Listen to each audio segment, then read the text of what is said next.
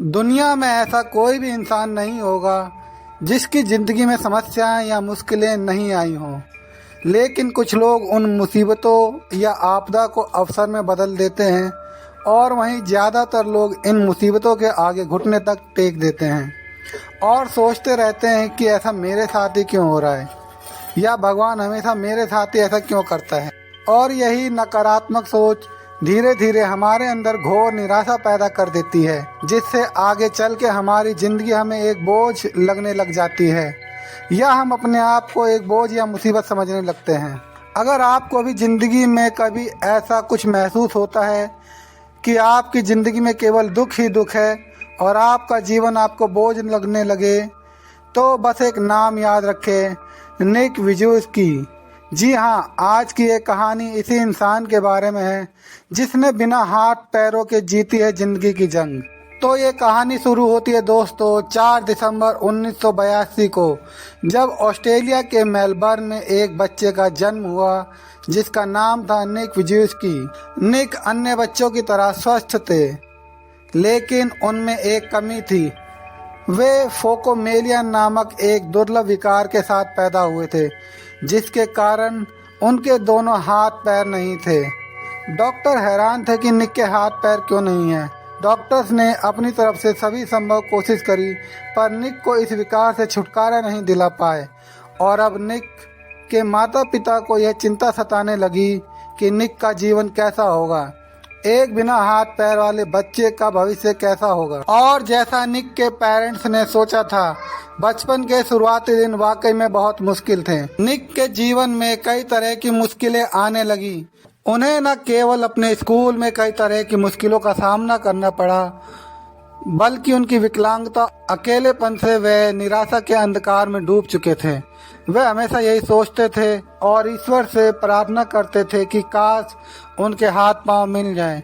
वे अपनी विकलांगता से इतने निराश हो चुके थे कि मात्र 10 वर्ष की उम्र में उन्होंने आत्महत्या करने की कोशिश की।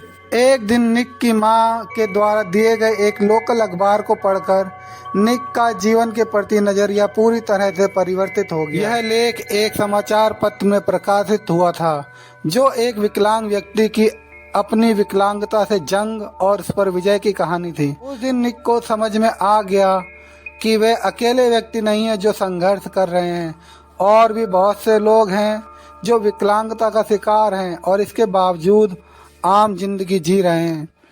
अब निक यह समझ चुके थे कि वे चाहे तो अपनी जिंदगी को सामान्य तरीके से जी सकते हैं। निक ने धीरे धीरे पैर की जगह पर निकली हुई उंगलियों और उपकरणों की मदद से लिखना और कंप्यूटर पर टाइप करना सीख लिया। 17 वर्ष की उम्र में निक ने प्रार्थना समूह में व्याख्यान देना शुरू कर दिया।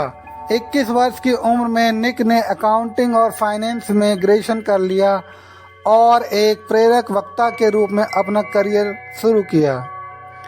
वो केवल यहीं नहीं रुके, उन्होंने एटीट्यूड इज एटीट्यूड नाम से अपनी कंपनी बनाई और धीरे धीरे निक को दुनिया में एक ऐसे प्रेरक वक्ता के रूप में पहचाना जाने लगा जिनका खुद का जीवन अपने आप में एक चमत्कार है। उन्होंने प्रेरणा और सकारात्मकता का संदेश देने के लिए लाइफ विदाउट लम्स नाम से गैर लाभकारी संगठन भी बनाया। निक ने कई किताबें भी लिखी हैं और दुनिया में सबसे ज़्यादा पढ़े जाने वाले लेखकों में से एक हैं।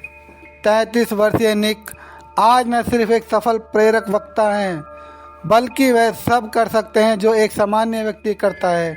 जन्म से ही हाथ पैर न होने के बावजूद भी निक गोल्फ व फुटबॉल खेलते हैं, पानी में तैरते हैं, स्काई डाइविंग और सर्फिंग भी करते हैं। आज वे दुनिया को ज़िंदगी जीने का तरीका सिखा रहे हैं।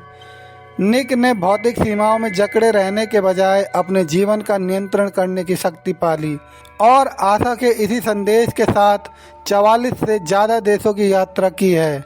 जहां हम में से बहुत से लोग छोटी छोटी बातों से परेशान और हताश हो जाते हैं, वही निक जैसे लोग हर पल यह साबित करते रहते हैं कि असंभव कुछ भी नहीं, प्रयास करने पर सब कुछ आसान हो जाता है।